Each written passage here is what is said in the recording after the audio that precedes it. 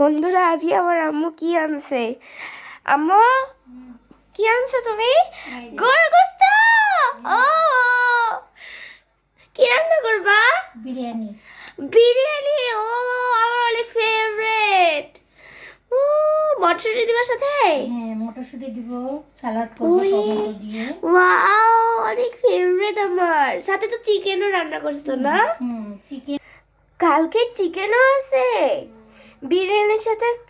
গরুর বিরিয়ানির সাথে চিকেন খাবো, ডিম ভুনা, বেগুন ভাজা, ও জমে ক্ষীর। ও, অনেক মজা হবে।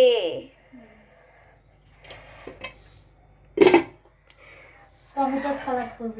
টমেটো সালাদ, এখানে আচার। একটু খাই দেখি। আঙুল হাত লাগানো যাবে না, ইয়েতে ঢুকে না, তো এখান থেকে তো দিচ্ছি। হাত লাগানোই যাবে না কোনোভাবে। হাতের স্পর্শ লাগলেই আচার নষ্ট হয়ে যাবে। রিভিউ দাও। খুব মজা। ও, হ্যাঁ, মজা হয়েছে। খুব। 2 দিনে শেষ হয়ে যাবে। এতগুলো আচার? 2 দিন। তুমি তো জানো আমি টক খুব খাই।